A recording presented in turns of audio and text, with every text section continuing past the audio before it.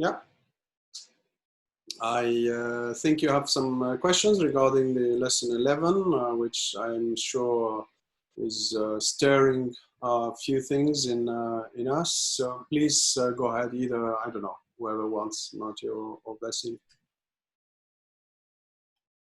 Go ahead, Marty. Ask your question. I had a question about, sorry, Hajan, about when you're speaking of the difference between voluntary desire and natural desire. And maybe you could give a little bit more clarity about what St. John of the Cross means by natural desires. And I was also wondering what the word was that he uses in Spanish and if that's has any relevance at all. Yes, thank you. Thank you very much for these questions. Let me start just quickly with the second one, which is what is the word he uses that is translated by our translator here? I think it's Alison Pierce, translated by desire. What is it in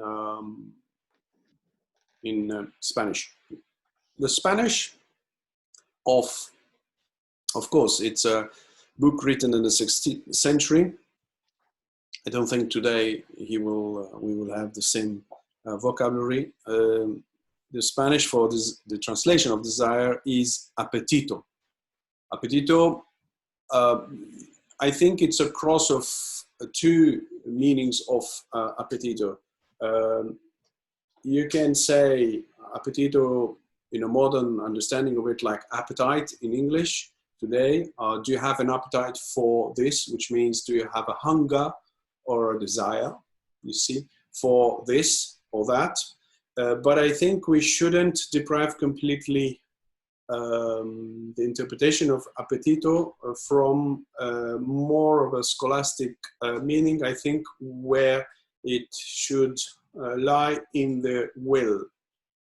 Appetito and will are very much connected in a scholastic teaching, scholastic theology teaching and philosophy. So I think you should remember that it's about the will and the desire, the hunger, the appetite. Okay, so that's for the Spanish, and it is throughout appetito, appetito, which is the same root of appetite. No. Now the first question, if I remember, you said, well, what would be then the explanation of the natural desires? Is that correct? Natural appetite. Yes.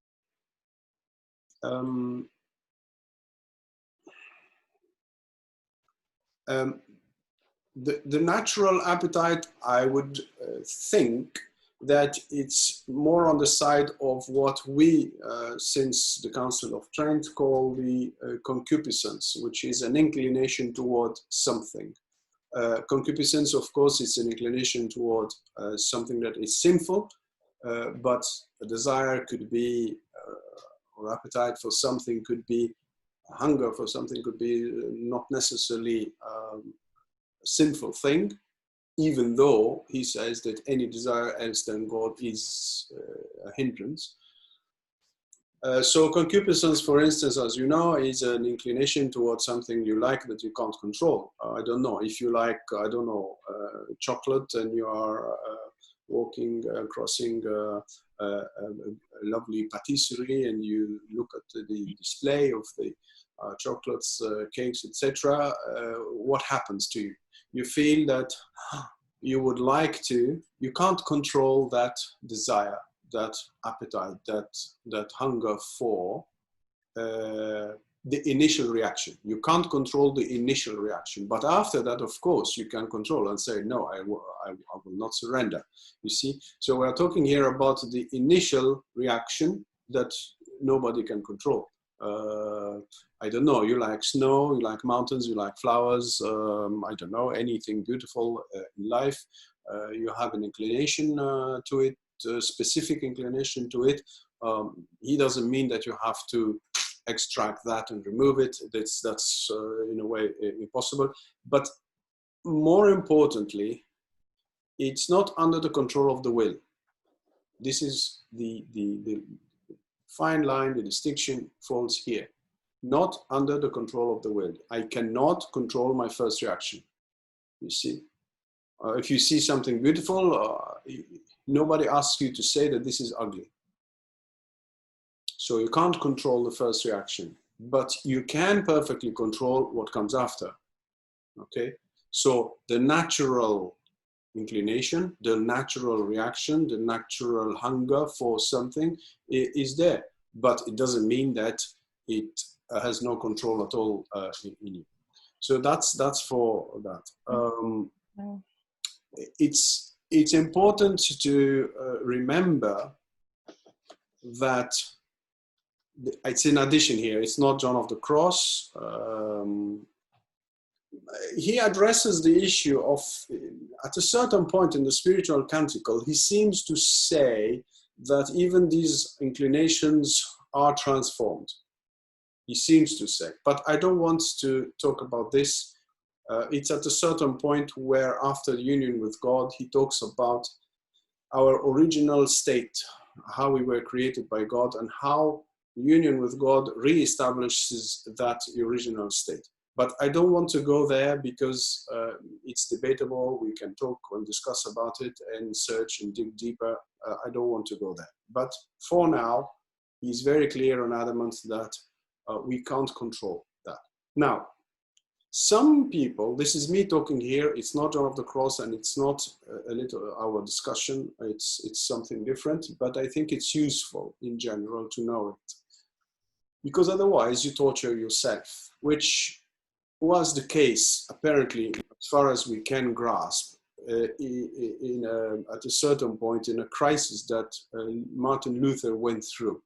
Martin Luther is an Augustinian monk, a Catholic monk, who then became the Luther we know, who started the Reformation, step by step, etc. Apparently, and I'm very prudent here, but it's interesting here, apparently he felt certain inclinations, very powerful inclinations. We don't have details, or maybe we have them, but I don't remember them. But it doesn't matter because inclination can be in any direction. And he felt that he couldn't control and he couldn't remove these inclinations, and this was against him being baptized or him being a monk. So he suffered a deep crisis here, altogether psychological and spiritual crisis.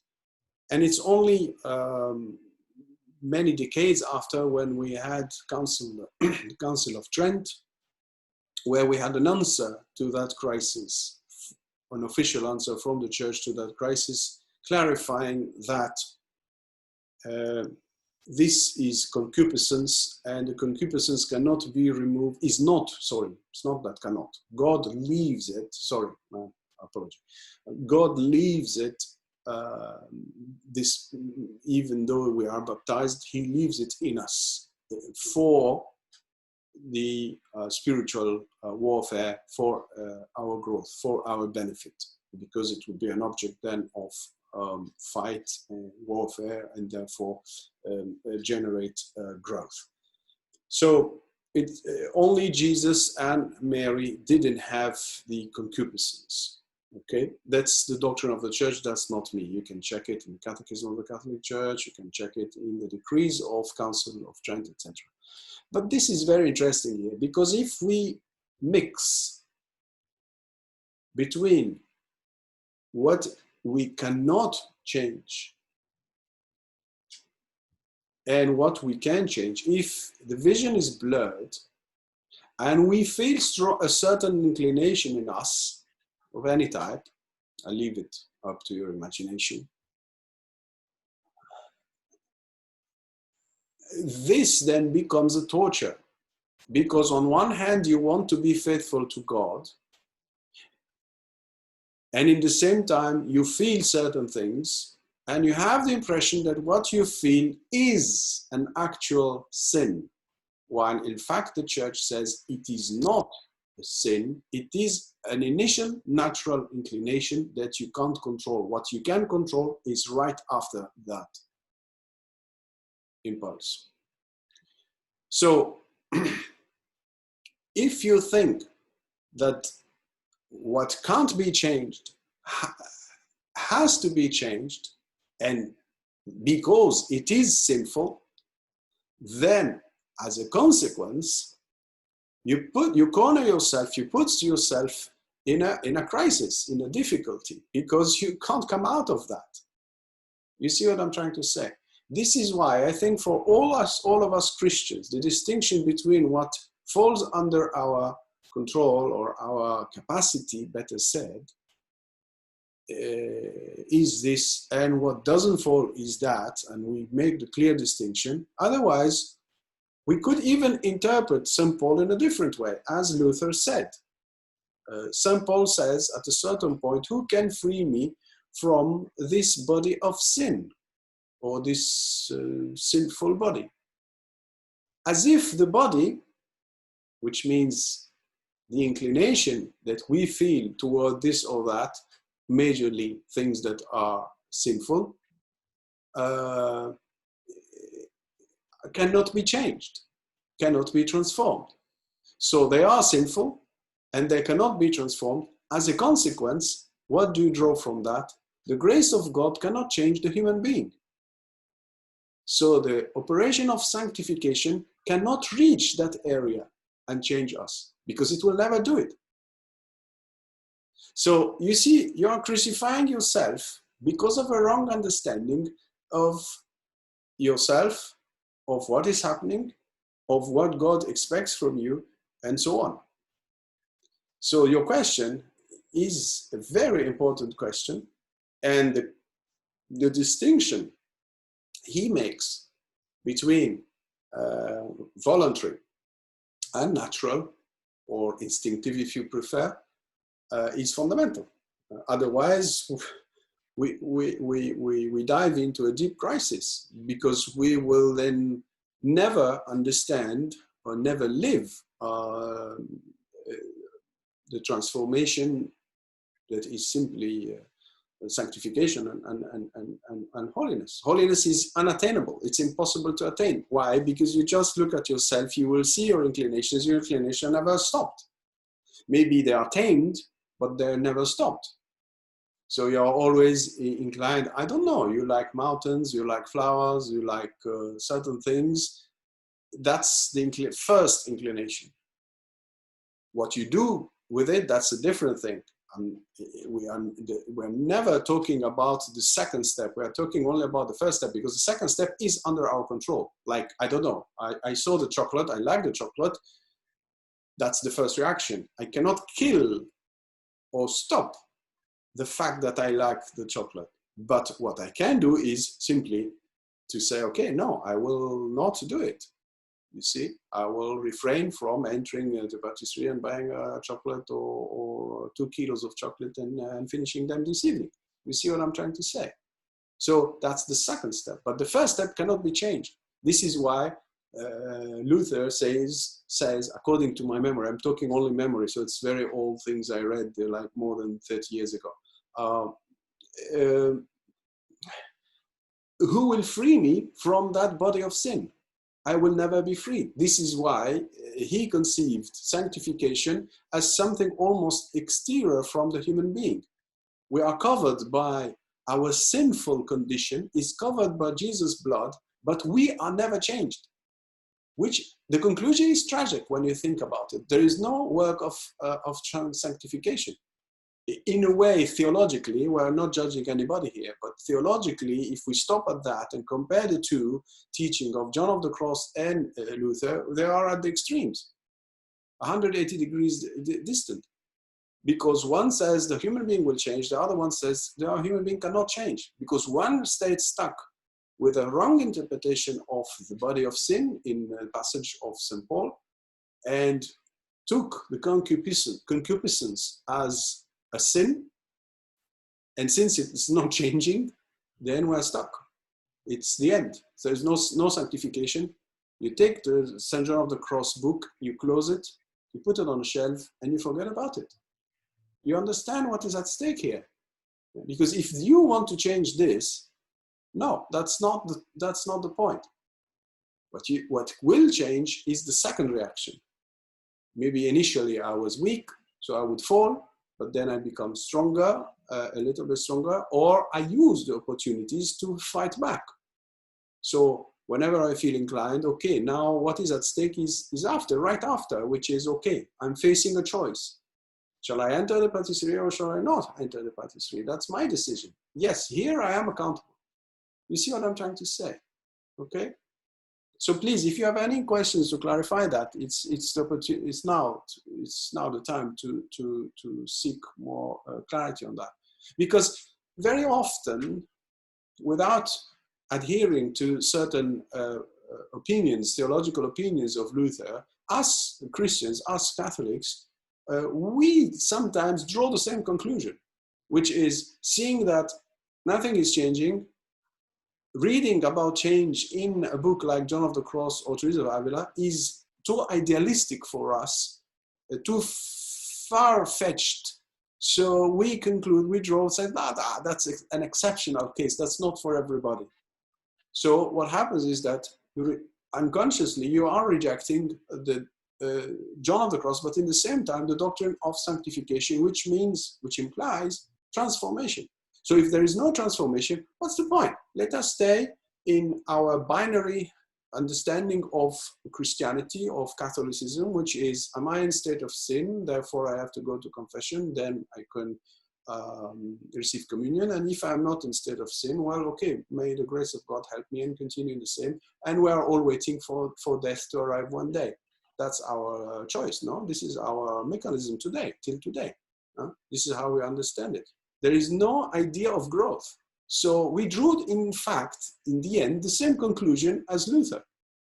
Even though we believe in the action of the grace of God, even though we claim that there is sanctification, we live as if we are Protestants, in the sense that there is no action taken to trigger growth and maintain that growth and reach a certain level and have all the discernment and means implemented or explained, presented to reach it. I'm exaggerating a little bit, but not that much. Not that much. And correct me if I'm wrong, or I don't know. Can I ask a quick question with regards to what you said about that second step of, with your example of the chocolate? Let's say the chocolate is, well, I don't know if you're using it in that sense as something that maybe you shouldn't have too much of, or you shouldn't have at that moment.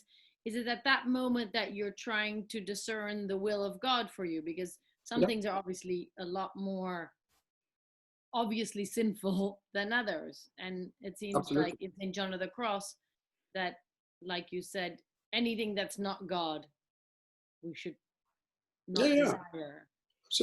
Absolutely. You are not free in the reaction, the first reaction, but you are free at the second.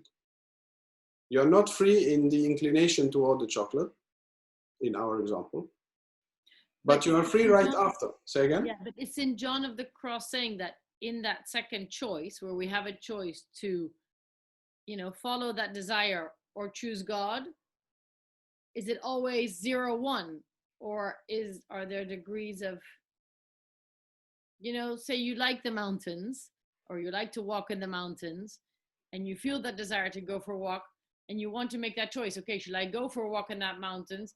Is it that moment that one should listen then? Of course. It might be fine with God, but you listen in your heart, and then after a while you can from time to time check also with the spiritual director, because you might be falling into scruple. So it's it is something that you feel. Of course you need to listen to God's voice, silent voice in your heart. Say, for instance, and let me give you another example. Saint Teresa of the Child Jesus is climbing the stairs in her monastery. She tells the story. She says at a certain point, the first floor, her sister, the room, the cell of her sister, who is prioress at that time, is there. And she says that she had to grab the rail in order not to surrender to going and knocking at the door and having the consolation of seeing her sister. She's a blood sister also, so the same family. So you have the inclination. So let us see here, analyze a little bit deeper. You have the inclination to see your sister. There's nothing wrong with that. But is this Jesus' will for you at that very moment? She felt, not us, she felt that at that moment Jesus was asking her to choose him and not to go and find consolation. So she continues to the following flow. You see what I'm trying to say? Yes. So Yeah, no, we are not her. So each one of us has his sort of criteria or senses in his conscience, and these will develop also. They can be very unrefined or sophisticated, and then they become more refined, more delicate, more attentive to Jesus. So it's all about Jesus. It's all about loving him and listening to him.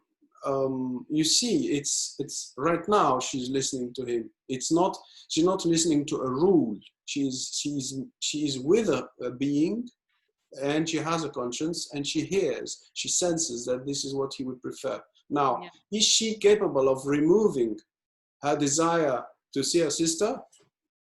No. Impossible. Forget about that. Maybe it will be tamed. I can accept that. But she is the one who says, I don't understand people who hate their parents and family when they consecrate to God. The more I grow in my love of Jesus, the more I love my family. That's Therese, okay?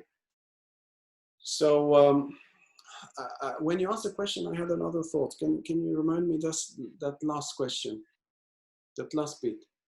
You said something and it triggered.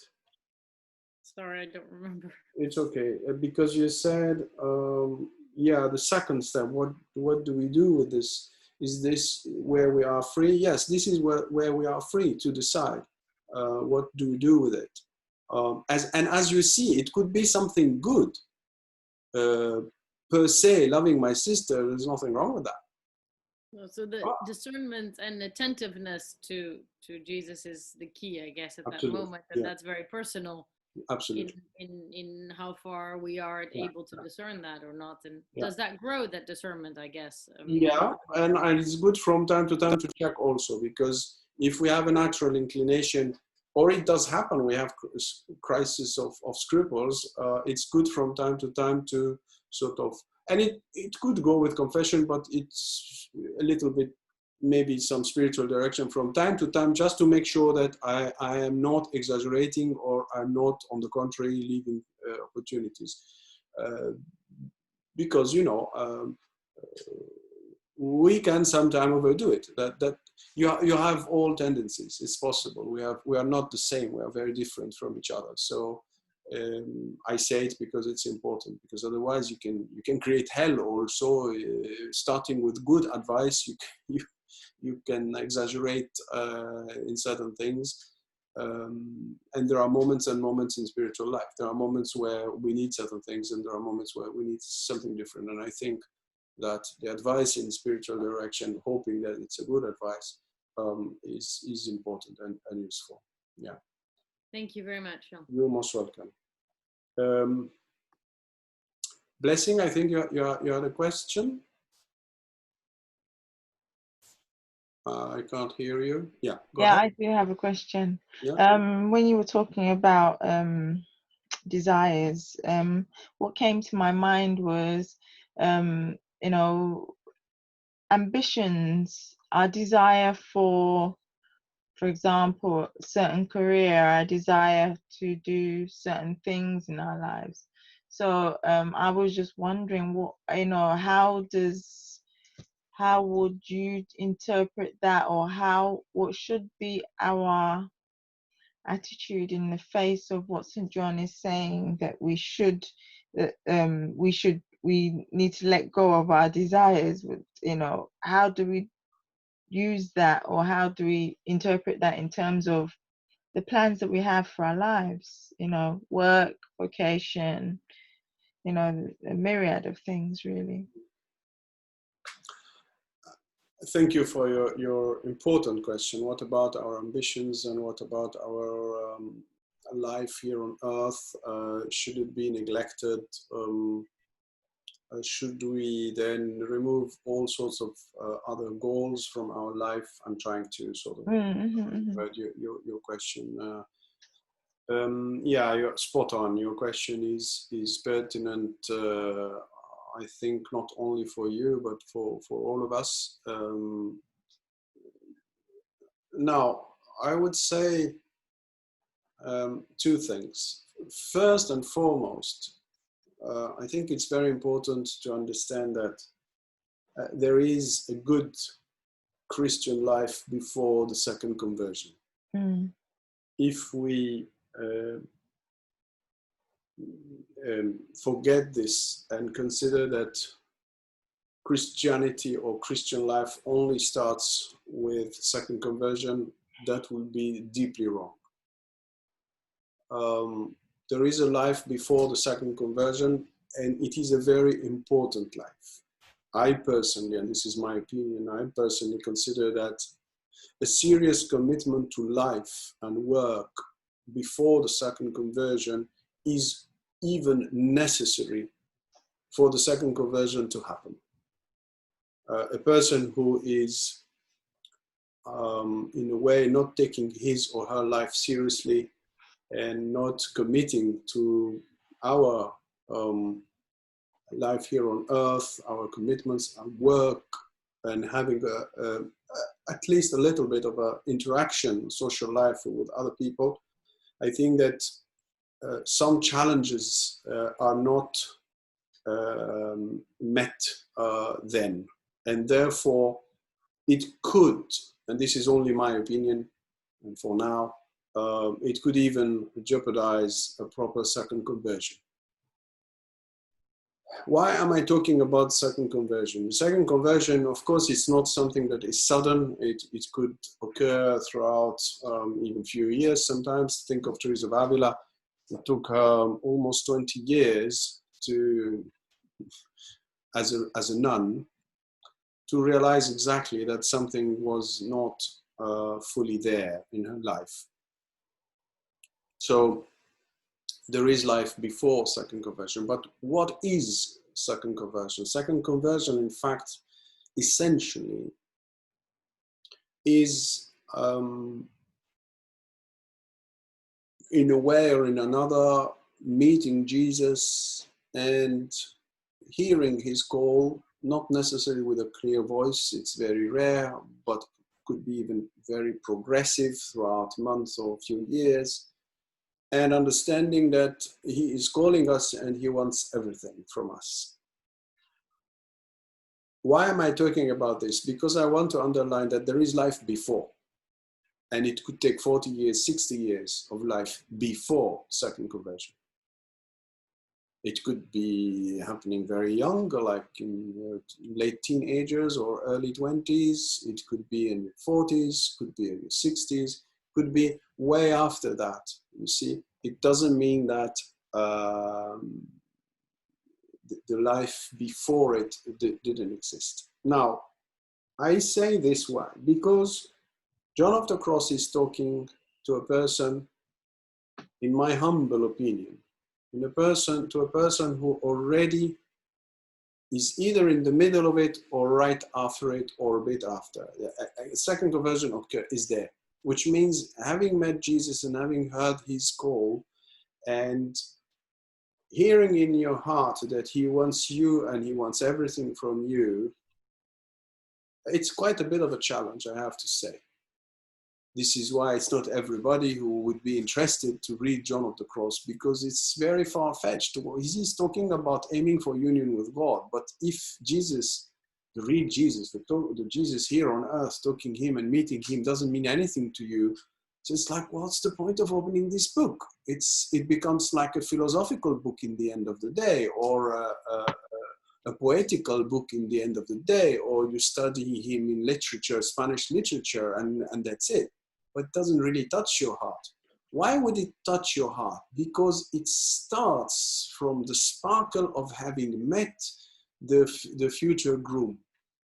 Now, it implies that he wants everything. But having said that, does it mean that he might not ask you or me to achieve something, to have a certain ambition? I would rather think that it comes from him. Like, I will have to do it because he is asking me to do it, not because I necessarily fully want it. You see what I'm trying to say? So I'm not removing ambition, but I am aligning, I'm trying to see the alignment that is supposed in the mind of John of the Cross.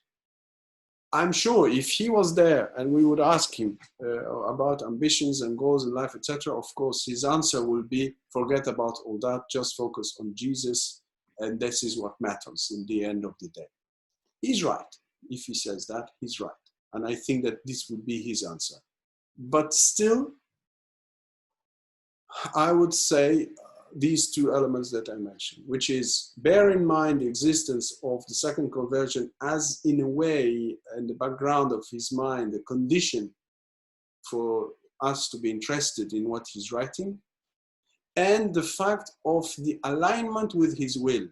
Like, for instance, no, say you feel your calls, you feel you are already, you are already on your journey with him, and you're walking with him, the path of holiness and union with God, etc.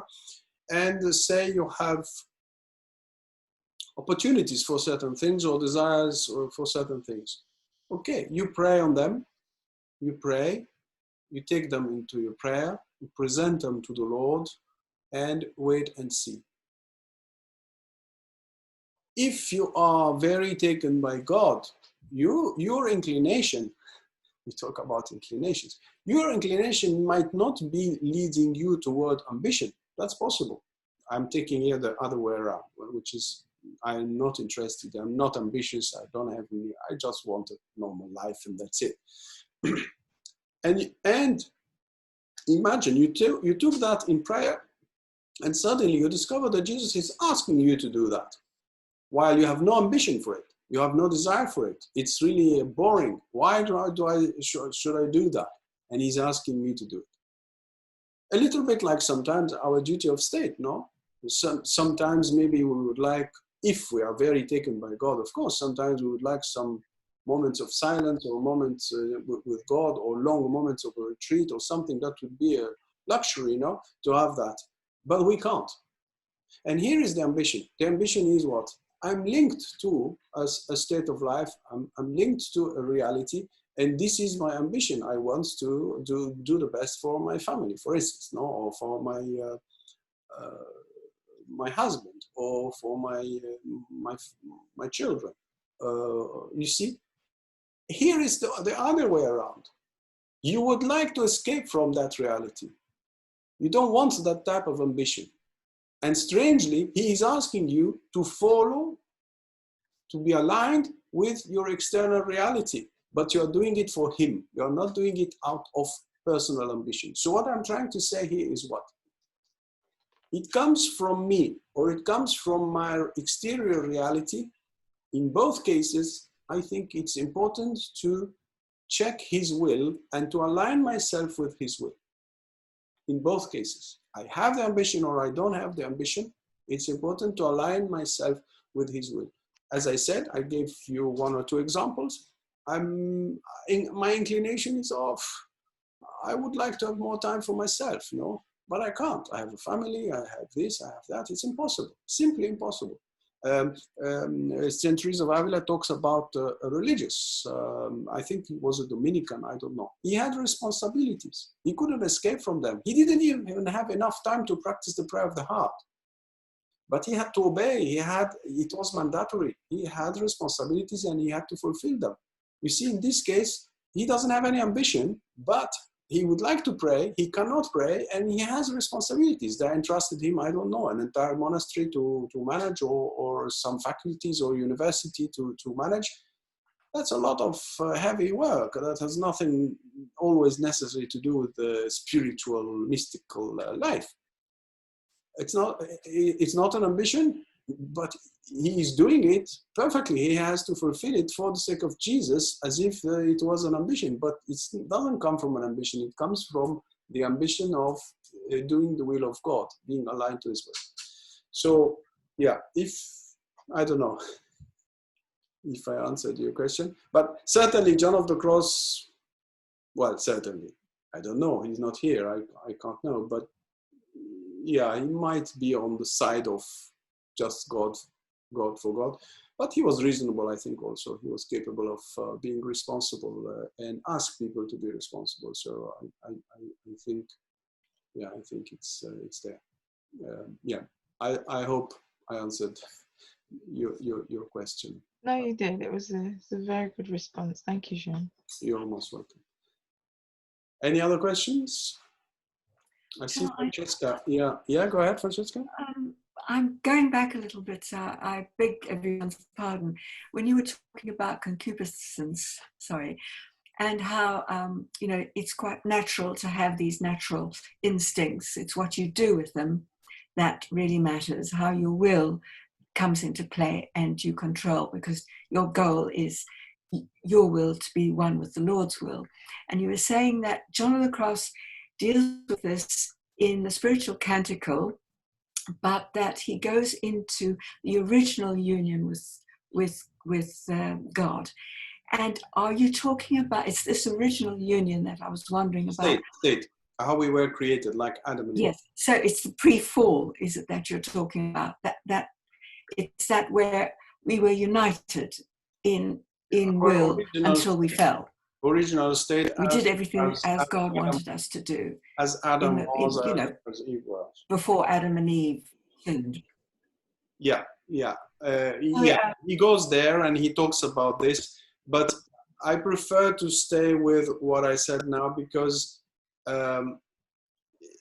it is a delicate, complex question. I don't think we should draw a conclusion on that, if it's yes or no. I prefer to stay with where we are at right now, and with this general teaching, to which I'm sure he would agree with, distinguishing between the natural inclination and the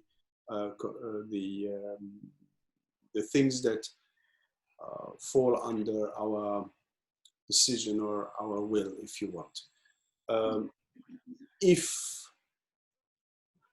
I'm responding a little bit, if our natural inclination will be themselves diminished to the point of being totally sanctified, well, be it.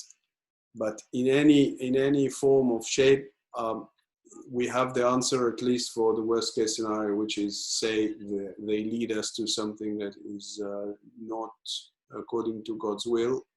Anyway, we intervene after, and it's not sinful. So you'll have both cases. The extremes are there, and both are receive light from the teaching. Yeah.